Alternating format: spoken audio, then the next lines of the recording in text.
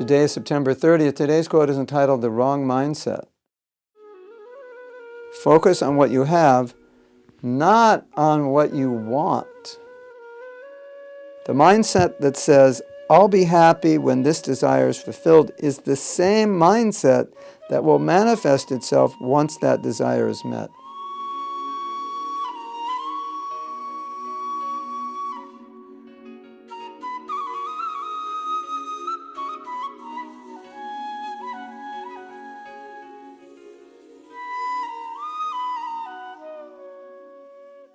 Isn't that interesting? You know, we all know the saying, the grass is greener on the other side, which is only true on the other side of the material world. In the spiritual world, it's definitely greener there.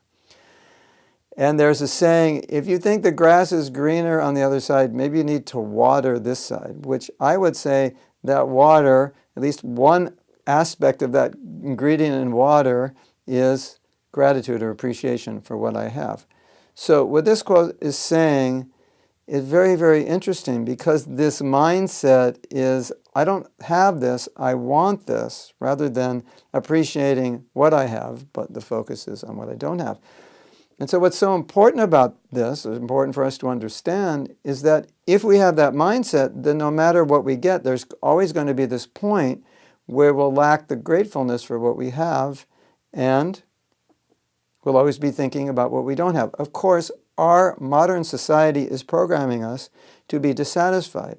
And if we allow ourselves to be programmed by that, we'll always be thinking this way. No matter what we have or get, at a certain point, we'll be focusing on what we don't have, what other people have. Of course, for us as devotees, we understand this, but sometimes we're also caught in it. We get caught up in, well, I could get this, it's better, and I don't have it, and so has the better one, so why don't I get it? Because we're in the world, we're on the internet, we're in stores, we see things, people tell us things, we see ads, we get affected by it. Now, gratefulness is very interesting, because sometimes when you don't have something, it's actually better, because it makes you work to become better. So maybe I'm not the smartest person. Well, that's good. So now it inspires me to become smarter. Maybe I failed at something. It inspires me to try to become better at it.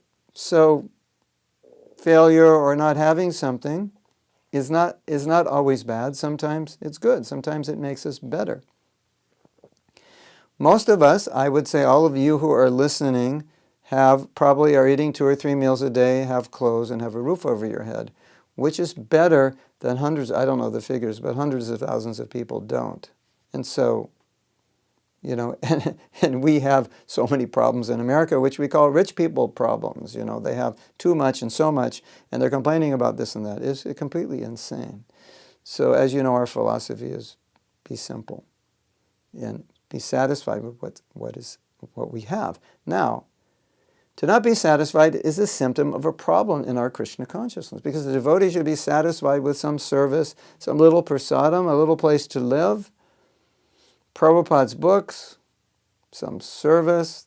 That's what Krishna consciousness is. If we're not satisfied, red flags, problem, something's missing in our life. We have to increase something, our sangha, our hearing, our quality of our chanting, our mentality with which we engage in our seva. Something's missing, because we should be satisfied in Krishna consciousness. We should be happy in Krishna consciousness. Prabhupada even said, and I believe I mentioned this, something very scary: if you're not happy, you're not a devotee. Because if you're actually a devotee, you have proper devotion, proper mood, you will be satisfied. So let us absorb ourselves in Krishna consciousness in the proper mood, associate properly with devotees, and we will experience satisfaction in Krishna consciousness. And things will not look greener on the other side, unless it's the other side of the Viraja River, the spiritual world. Yes, it definitely is greener there. You can look and say, yeah, the grass is greener on the other side of the Viraja River. And that's a joke in case you didn't get it.